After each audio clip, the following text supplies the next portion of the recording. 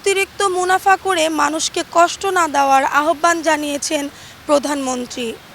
এই নিয়েই আমাদের কথার আজকের পর্ব।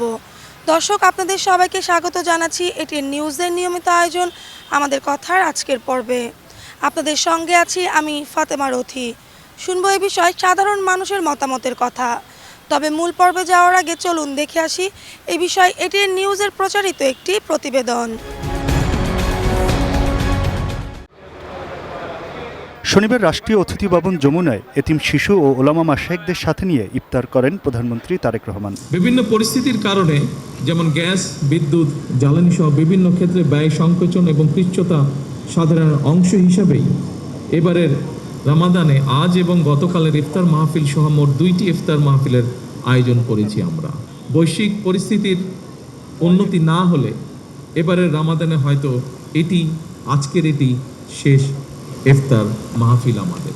এতিমদের বিষয়ে রাষ্ট্র এবং সরকারের দৃষ্টিভঙ্গি তুলে ধরার ক্ষেত্রে এই ইফতার মাহফিলের প্রতীকী তাৎপর্য রয়েছে বলে মন্তব্য করেন প্রধানমন্ত্রী তারেক রহমান। সকল এতিম সন্তানদেরকে আমন্ত্রণ জানানো সম্ভব হয়নি, তবে এতিমদের ব্যাপারে রাষ্ট্র এবং সরকারের দৃষ্টিভঙ্গি তুলে ধরার ক্ষেত্রে এই ইফতার মাহফিল অবশ্যই একটি প্রতীকী তাৎপর্য বহন করে। এতিমদের প্রতি বিত্তবানদের দৃষ্টিভঙ্গি এবং দায় দায়িত্ব পালনের ব্যাপারে একটি ইতিবাচক বার্তা দিবে বলে আমি ব্যক্তিগতভাবে দৃঢ়ভাবে বিশ্বাস করি। জাকাত বোর্ড পুনর্গঠন করার কথাও জানান তিনি।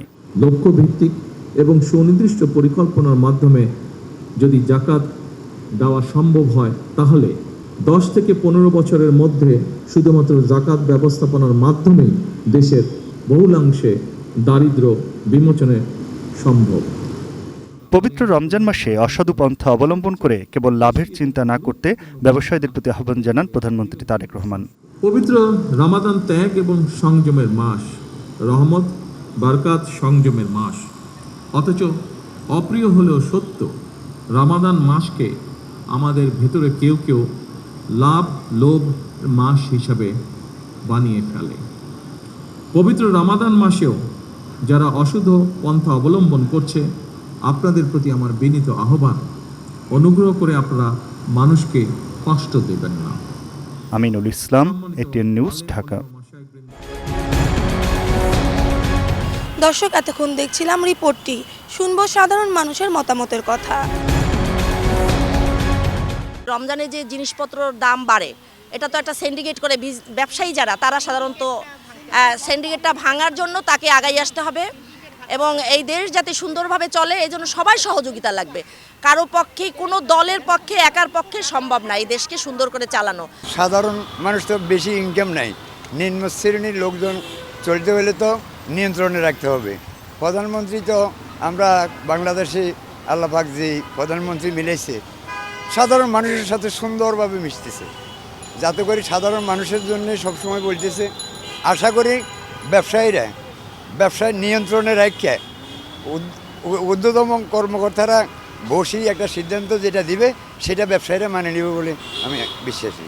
দ্রব্যমূল্য যেভাবে সহনীয় থাকে, মানুষ 2-4 পয়সা রুজি করে যেন উচিত মূল্যে এবং কম দামে যেন তারা খাওয়া দাওয়া করতে পারে এবং বাংলাদেশের মধ্যে আমরা সুখে শান্তিতে যেন সবাই থাকতে পারি এবং বসবাস করতে পারি।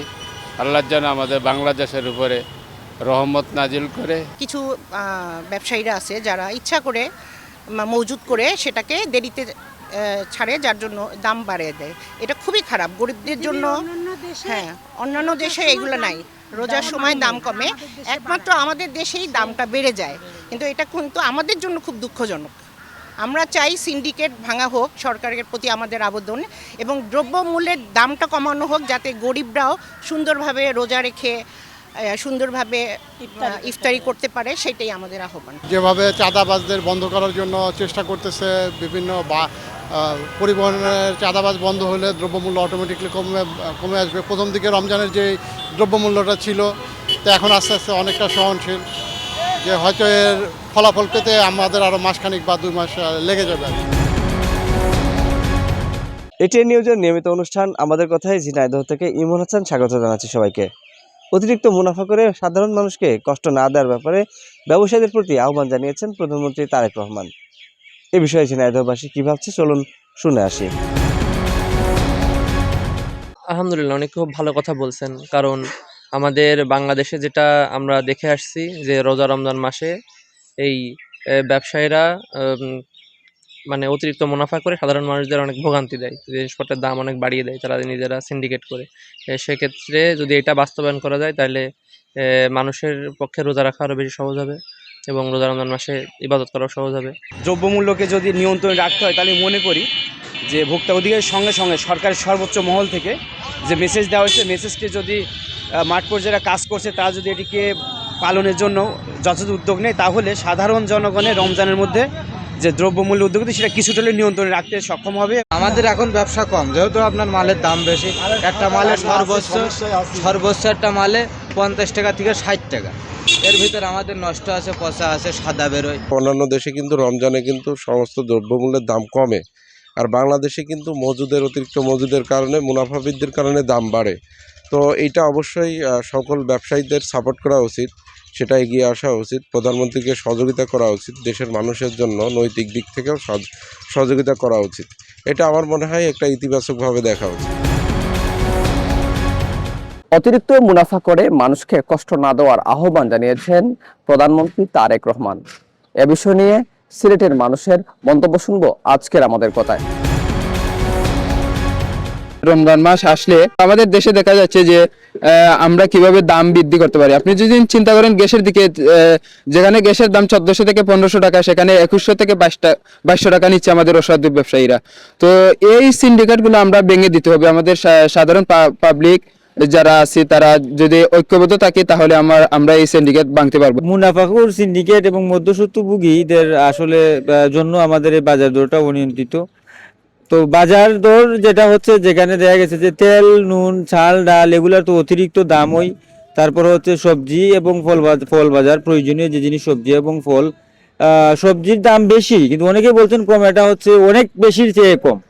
ফল বাজার দরের বারে তো ফল বাজারে যাওয়াই যায় না। আমরা চাই একটা সুনিয়ন্ত্রিত এবং সুবিন্যস্ত বাজার ব্যবস্থা, যেখানে সাধারণ ক্রেতারা, সাধারণ মানুষ কখনোই ভুক্তভোগী হবেন না। দর্শক, এতক্ষণ শুনছিলাম সাধারণ মানুষের চিন্তা ভাবনার কথা।